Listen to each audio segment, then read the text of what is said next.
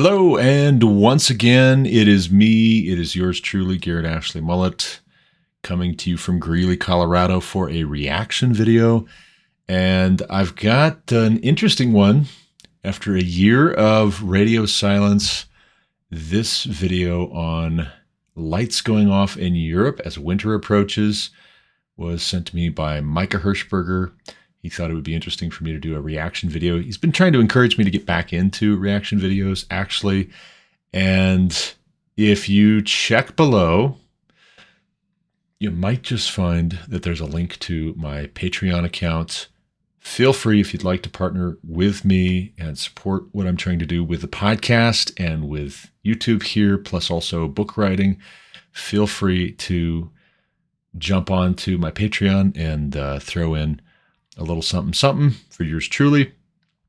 Hit the subscribe button and the like on this video, and that will help immensely in getting it out to additional people. But without further ado, we're going to do a little bit of reaction to something very important in the news.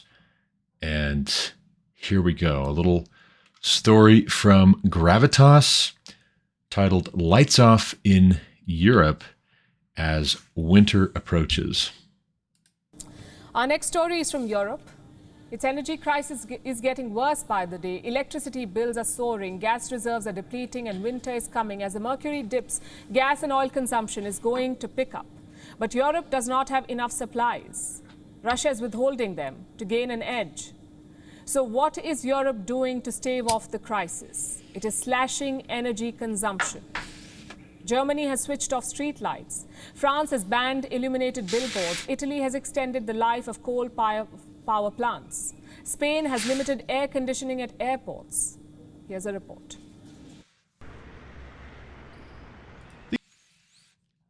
So, real quick, can I just point out that there needs to be more than that. You can only reduce consumption so much. The fact that you're reducing consumption and not eliminating consumption entirely tells me that either A, the renewable energy is not quite there yet. You can't quite make it work running on wish casting, solar, hydro, and wind. And nuclear would be a great option as well if you guys get some nuclear going and that generates more electricity. There's no reason in my mind why you shouldn't be doing more nuclear there in Europe, why we shouldn't be doing more nuclear here in the US. I work in oil and gas, but by golly, I've heard have some pilot projects up in Wyoming that Warren Buffett is actually funding with some small nuclear plants. I don't know if that's common knowledge, but if that's a good idea for putting power where it needs to be temporarily, I think we need more electricity, obviously, from somewhere. And if you're going to cut off oil and gas production in your country, like here in the US, the Biden administration has been very unfriendly to oil and gas. And then they turn around when polling numbers are going in the tank because people are trying to fill their gas tanks, turn around and then, rant at oil and gas companies telling gas stations to just lower your prices. Well, that's not the way it works. It's a question of supply and demand. If you put artificial price controls in, but you don't do anything about the supply and demand dynamics, you are just going to run out of the stuff, and then nobody has it. So Europe is facing an entirely predictable and entirely predicted consequence of having resisted and confronted Putin with regards to the Ukraine. Not to say that they shouldn't have. He's a bad man doing bad things in the Ukraine. I'm convinced of that. All the same, his turning off the supply of fossil fuels to Europe is exactly what he was going to do. It's exactly why they have been slow-footing it, and it's exactly what he was going to do. And that's why he thought he could get away with it in the Ukraine. This is reason numero uno why the United States of America, where I'm from, where I live, should be producing as much oil and gas as we possibly can. If you don't need it, well then great. We'll have that proven by the fact that everything's filling up. All of the storage tanks are filling up like they did back during COVID. Prices for oil and gas go negative because nobody wants it, and we will know that renewable energy has arrived. But the fact that Europe is having to go into energy austerity mode over Putin cutting off their supply tells me that the renewable energy is not there so much as your hopes, dreams, and aspirations that the renewable energy would be there are there. So, just saying. These images are from Berlin, the capital of Germany. Once illuminated with spotlights, today it's a desolate spectacle. The lights have been dimmed. The monuments have gone dark. This is Berlin trying to stave off the energy crisis, escape the troubling reality of depleting reserves. Before the war was started, 55% of Germany's energy supplies came from Russia. As of June 2022, the supplies had been reduced. By the way, can I just point out, a certain American president confronted, I believe it was Germany's chancellor, when he was in office several years ago, about Germany and the rest of NATO coming to the U.S. and asking for more support, not wanting to play, not wanting to meet their own obligations, but wanting America to step up more and more and more as they pursued radical leftist, socialist, globalist agenda items in Europe. And increasingly were making themselves dependent on Russia. Trump is the American president in question. Trump, to his credit, whatever you might say about him, he called out NATO, he called out Germany for being very foolish. He predicted that dependence on Russian energy was going to create just this sort of an issue where Europe is hostage to whatever Putin wants to do, so long as Putin can just shut off their supply of natural gas and oil. And everybody mocked President Trump. They mocked Americans who voted for President Trump. They're still mocking us. I voted for him twice and would vote for him a third time, for the record. But he was right. He was right on this. And I dare say he pulled what he is pulling in the Ukraine because Biden got elected, because the Democrats are more concerned with little boys turning into little girls with the help of surgery and hormone therapy, little girls turning into little boys with the help of surgery and hormone therapy. The left is more concerned with that and so-called systemic racism than they are with the practical reality that we all could very much benefit from being able to fill our gas tanks and keep the lights on. When Germany and the rest of Europe are saying, you need to not run the air conditioner, you need to not run the heater, you need to not keep the lights on. We are literally talking about turning the lights off in Europe in order to cope with Russia having cut off their supply. And it was not just predictable, it was predicted. But did the very, very smart folks making the decisions listen? Well, you know the answer to that. Reduced to a meager 26%. As winter approaches and the war intensifies, the supplies are expected to fall further. And Germany is yet to find a concrete alternative. So, to survive the dip in mercury and hold on to its gas reserves, Germany is undertaking a raft of measures. Okay, let's just bask in the moment. Again, I work for oil and gas. I have worked in the oil and gas industry for 10 years. My opinions stated here are my own. Although they do, I can tell you this, they represent a lot of the good, decent, I almost combined those two words, the good and decent, the good and decent men and women of the oil and gas industry I've worked with across the Rocky Mountains region here in the U.S. I know I talk with them about these kinds of things, and it is so very obvious to us. It is like 1 + 1 = 2 in our minds.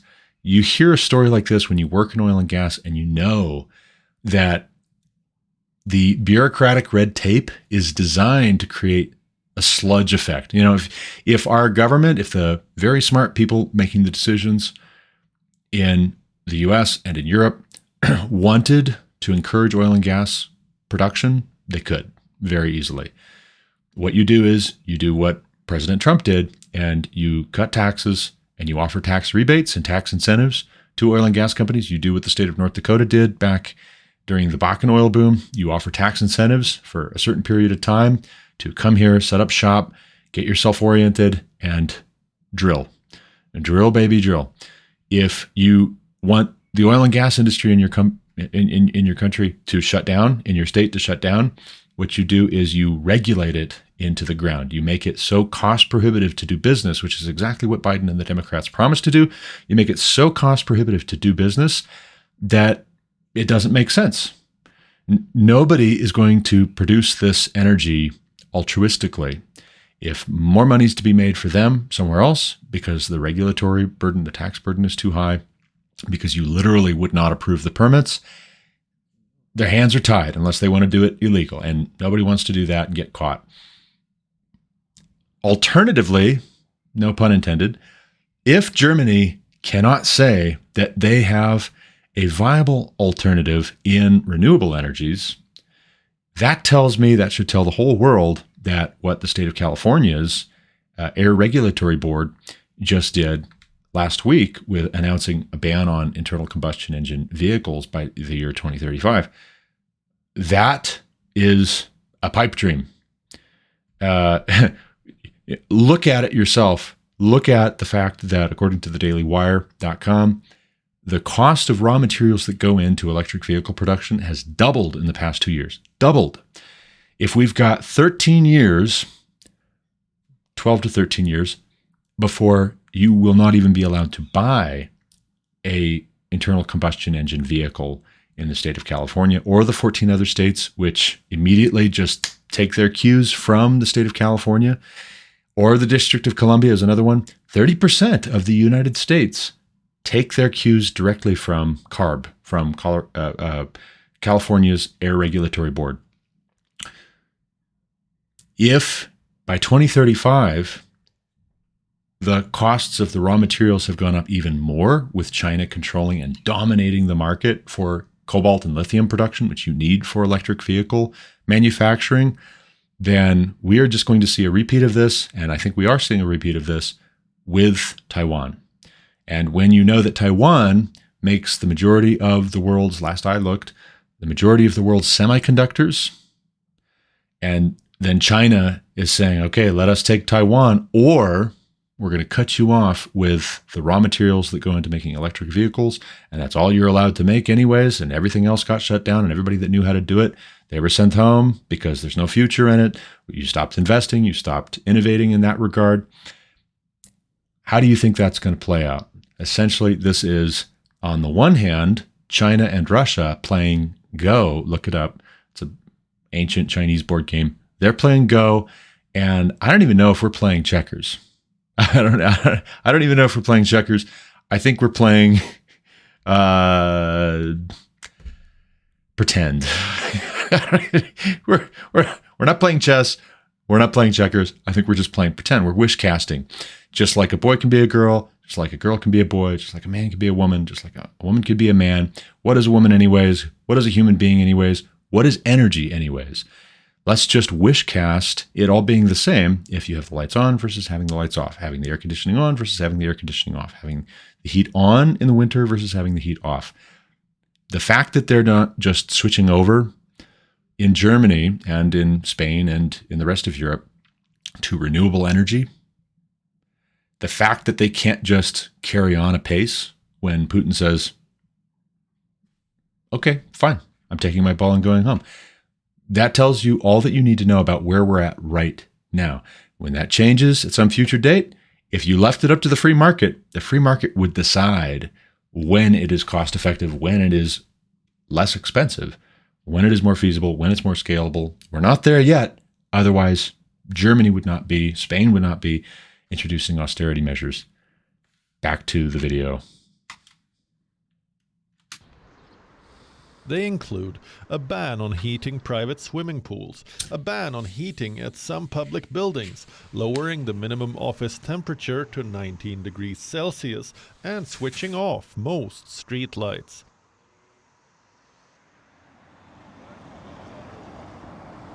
Same story in France. Declining gas supplies from Russia have led to a colossal spike in energy bills. The French government has unveiled a series of initiatives to tackle this. I see what you did there, by the way. A giant spike, and you've got to cut to an obelisk. That's very, it's very clever. I like that. Ban on heating, private swimming pools. That's fine. That's fine. I don't have a private swimming pool. If that's what you're going to lead with, that's your talking point. Good job to the PR people, public relations people. You're doing a fine job. You earned every penny of whatever overpriced salary you're commanding. But the trouble is not that some people who have heated private swimming pools are no longer going to continue to be able to heat them. The problem is when you have people who are living on a fixed income, retired folk, low-income folk, immigrants, which you've mass imported from places like North Africa and the Middle East, Europe. The problem is when you have those folks who already were living on the edge anyways, and now winter's approaching and you're saying, we can't even keep the lights on, much less allow you to run the heat where it's going to be comfortable. And what comes next? Here's my question. You got to pick one, I think. What comes next if you're saying, on the one hand, COVID, up until 5 minutes ago, was the end of the world as we know it, and give us all your money and power so we can save you from COVID. Now it's climate change is the end of the world as we know it. Give us all your money and power, and we'll fix it. And turn off the lights, by the way, and turn off your heating and cooling, and or turn it way down. Turn it down until it's uncomfortable. If COVID really is at all a concern still, then you're going to have more people getting sick. Now, if COVID is not really all that big of a concern, and it wasn't that big of a concern to begin with, the response to COVID was a big concern, but the actual COVID itself wasn't that big of a concern. Well, then I guess you're still going to have people getting sick because their immune systems are going to be compromised when they can't stay as warm as they're accustomed to staying warm. And so either way, when it gets really, really cold, this is just to slow the bleed. But if you don't have a plan in place to replenish your stockpiles of energy, and if you don't have a place to go other than fossil fuels readily in the near term to generate your electricity, which it would seem you don't, because otherwise you would be telling us, I would assume. If you don't have a place to go, what happens when you completely run out? Or is this just a waiting game, right? Up until that moment, Putin knows he can just wait you out. This is like a siege. All of Europe is under siege. But the U.S. should be producing oil and gas right now, like gangbusters. Europe, wherever they've got, like in the North Sea, wherever they've got oil and gas that they could be producing, they need to be producing it gangbusters right now. Don't rely on OPEC. Don't rely on the people who don't like us very much. Don't rely on the people who chant death to America. Don't rely on the communists. We need to produce it ourselves. It's a matter of national security. It's a matter of life and death. It really is. In the modern day, it is a matter of life and death. And the folks who told you otherwise were selling something. Mainly, they were selling the idea that they should have all of the power. By October this year, French supermarkets will switch off illuminated billboards. Retail spaces will reduce lighting by 30%, and shops will lower temperatures to 17 degrees Celsius. In Italy, where elections are due in September, the authorities are treading carefully. Their energy savings plan includes steps like extending the life of coal plants, temporarily halting work at factories, and shortening heating hours at workplaces.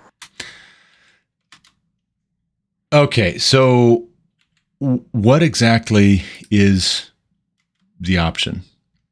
As far as this goes, as far as you limiting factory hours, saying you're only allowed to run these factories so long, essentially what that translates into is whatever those factories were producing, you are producing that much less. If you're cutting the factory hours by 15%, for instance, I would assume, cutting the output of those factories by 15%.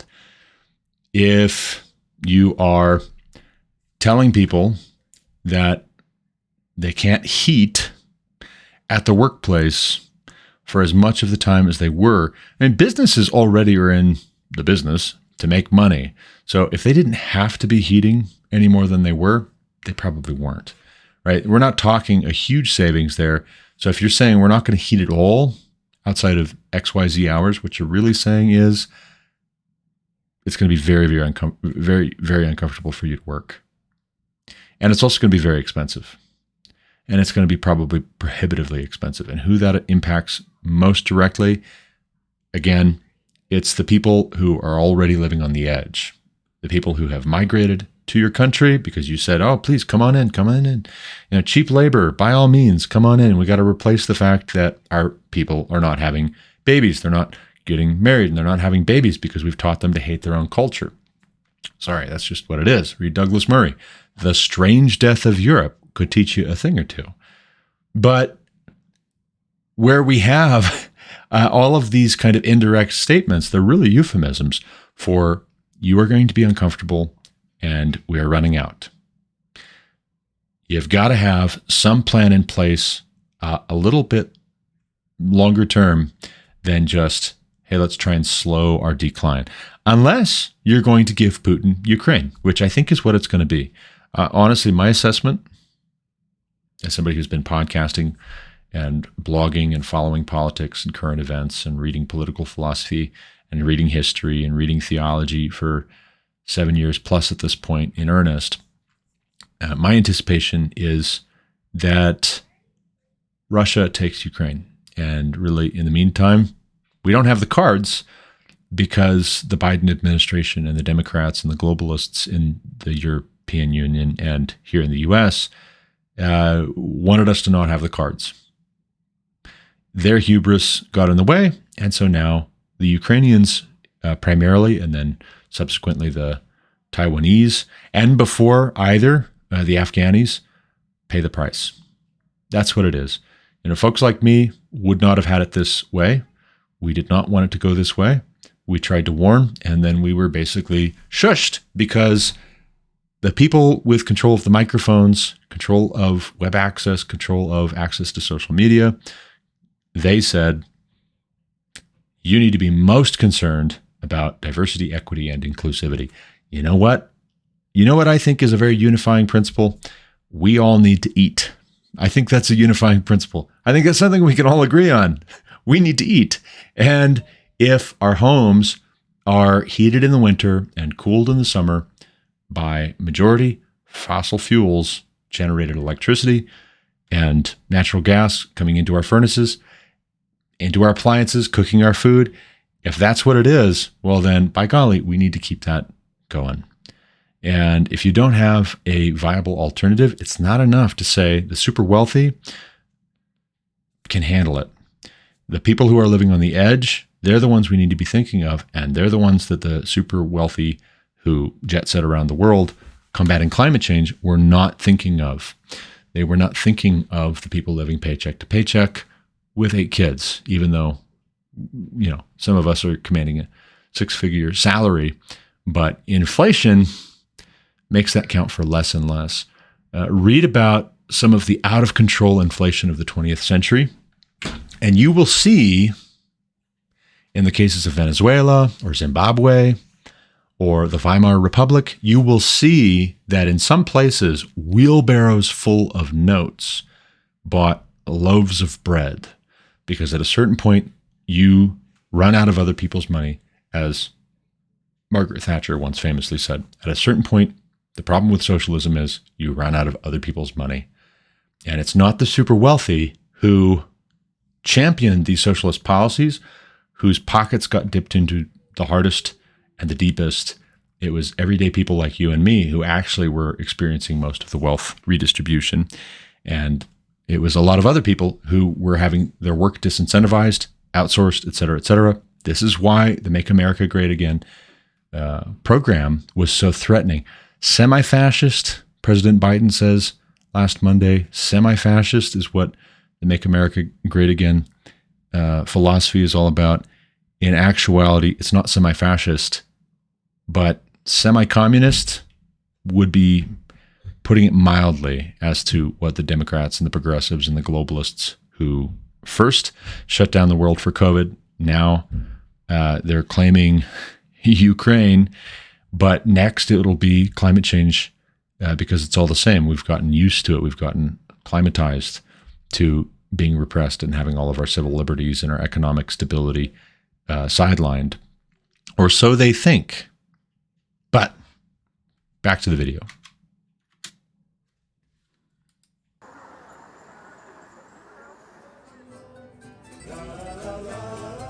In Spain, which is not as dependent on Russian energy supplies, the reserves are being safeguarded in case the war spills over. How are they doing this? By limiting air conditioning at airports and train stations, requiring shop doors to be closed when the AC is on, switching off lights on shop windows at night, and limiting heating at schools and hospitals. So, so tell me that we're in a world war without telling me we're in a world war. I think that's the meme that applies here. We're in World War III if you're talking already about in case the war spills over. In case the war spills over, we're already there if you're having to play dad to the whole populace of Europe. Hey guys, hey, shut off the lights, please. Yep. Is anybody in here? No? Okay, turn off the light, please. You know, I'm a father of 8, and that's a lot of what I do as a father is I walk around the house and I say, hey guys, is anybody in this room? No? Okay, turn off the lights, please. Hey, is the porch light still on? Well, it's 2:00 in the afternoon, and we don't need the porch light on because the sun is doing its job. You know, the government can only play dad like that to a certain extent, and it's kind of a feel-good moment to mask the fact that you're running out of energy. And if your economy runs on energy, what it really boils down to is we are sliding into not only World War III openly, but that you are on the way to disaster. And if you don't have a plan in place to replace the energy that you were deriving from oil and gas, essentially what could end up happening is that Ukraine is just the beginning. Ukraine is just the beginning. This could be Russia going for all the marbles with regards to Europe. It really could be. And that's something that Europe really needs to face. And the self-loathing of Europe post-World War II needs to come to an end. You guys need to get right with God. Just saying. You need to stop blaming what happened in World War I and World War II on Christianity. It wasn't Christianity that inspired the Nazis. It wasn't. It wasn't Christianity that inspired the Soviet Union to behave the way that it did. Certainly not Christianity that's inspiring Putin to behave the way that he's behaving right now, or Xi Jinping for that matter. What you have in the 20th century is the consequence of removing God from government considerations entirely. When the governing authority, according to Romans 13, rewards those who do evil and punishes those who do good, exactly what you get is what we are seeing right now. And exactly what you get is not just Putin and Xi Jinping. What you get also is a feckless response from people who are still drunk on their own power, who have large cash reserves. The common people need to get right with God. The very wealthy, maybe they will, maybe they won't. But those who are humble stand a chance. And what I would recommend is dust off your Bible acquire a Bible that you don't need an internet connection to read, because you might find that when the power completely goes out, you also are not going to have Wi-Fi. Just saying. Get a paper copy in your own language and read it and study it and get right with the Lord, and learn to stop loathing your own countries. Learn to stop loathing the West, because Western civilization is the only thing that stands between us and the deep, dark abyss where China and Russia are concerned. Our secular humanist elites in the US and in Europe have failed us, and stories like this are about as close as you're going to get to an official report on that fact. But let's let them finish out, by all means. These 4 countries are not alone. They're joined by several others in reducing energy consumption, like Switzerland, Finland, Sweden, Denmark, the Netherlands, Austria, and Greece. All these countries have either lowered indoor temperatures, mandated the use of public transport, asked offices to lower thermostats, or dimmed lights to avoid blackouts. The measures have so far been uneven, but the urgency is growing as prices rise. By the time the winter arrives, they plan to cut gas consumption by 15%. Notice here, I mean, here we've got this shortening hours at workplaces, shortening heating hours at workplaces. You've got all of this business about telling people when they can have their lights on and when they can have the heat on or the AC on, and what they've got to do as far as, keeping access.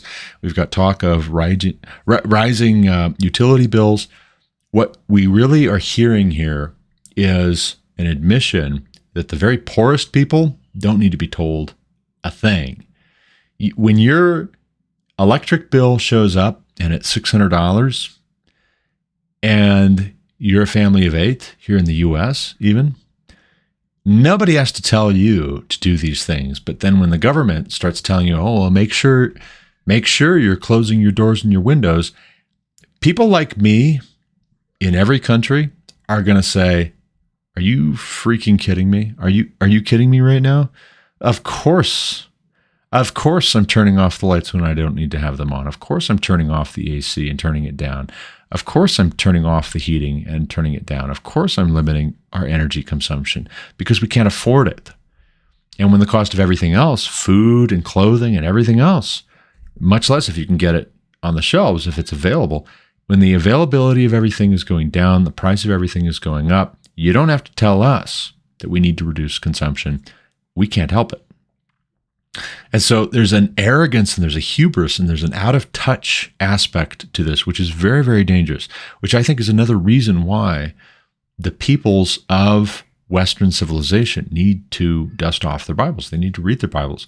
For one, you have enemies, and they're not just foreign, they're also domestic. You have enemies who have been defrauding you, and you're going to have to figure out how to forgive them when they're at your mercy, because they will be at a certain point, unless something drastically changes. And I don't think it will.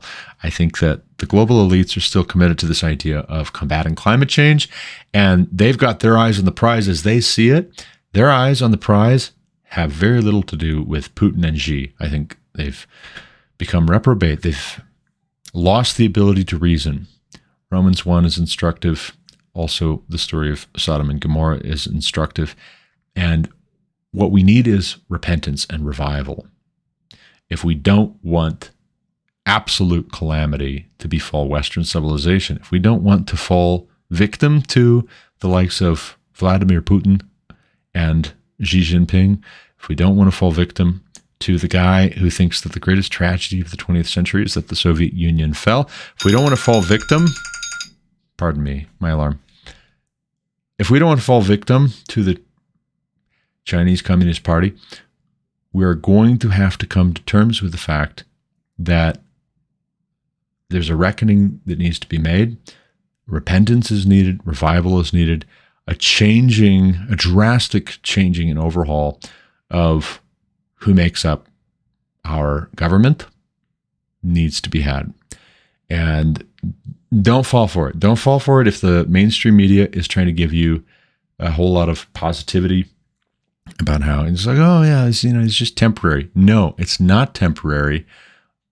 Either A, they have us, and it's just a matter of time. If you guys aren't willing to replenish, right? Point number A, if you're not willing to replenish the stockpiles of oil and gas, and clearly our economy still runs in Europe and the US, clearly it still runs on oil and gas to a large extent. Otherwise, you wouldn't be telling us to cut. You'd just say like, oh, great, switch over. And it's even less expensive because we've got all the infrastructure in place and the technology's there and the scalability's there. It's clearly not.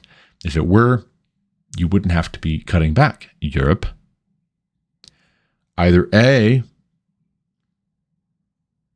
call it because he's got you, because you made your decisions years ago. That's how these things work. You make your decisions years ago, and now the bill is due. Either call it or run out of energy and then have riots on your hands and Russia and China take it all. And for some, maybe that's as well may be because they're so full of self-loathing that they would rather anybody but the West call the shots at this point. And maybe that's just what it is. But for the common folk like you and me, we were raised to regard communism as a kind of enemy, as really the enemy. I think it's a satanic ideology. Look at Karl Marx and his adoration for Satan. He was fascinated by Satan. Look at Saul Alinsky, you in the US who are familiar with community organizing. Look at Saul Alinsky. He dedicated rules for radicals to Lucifer. He called him the first radical. This is no joke. Look at Margaret Sanger, the founder of Planned Parenthood, and before that, the Birth Control League, kind of like the League of Nations led into the United Nations. Look at these people and see what they were about. Tell me it doesn't boil down to this, that we hate God so much that we even would rather love death. Or some of us would. Our guides have swallowed up the course of our paths, and it's time for us to get right with God and ask him for wisdom. James says in the New Testament, if any of you lacks wisdom, let him ask God, who gives to all without finding fault, generously gives to all without finding fault. Believe and don't doubt. The man who doubts should not expect that he will receive anything. Let's go ahead and finish out the video, and then we'll give you some closing thoughts.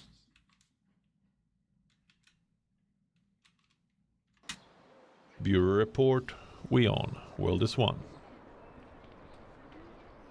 WION is now available in your country. All right. Well, I guess that didn't take very long, did it? Okay, so here's the big idea.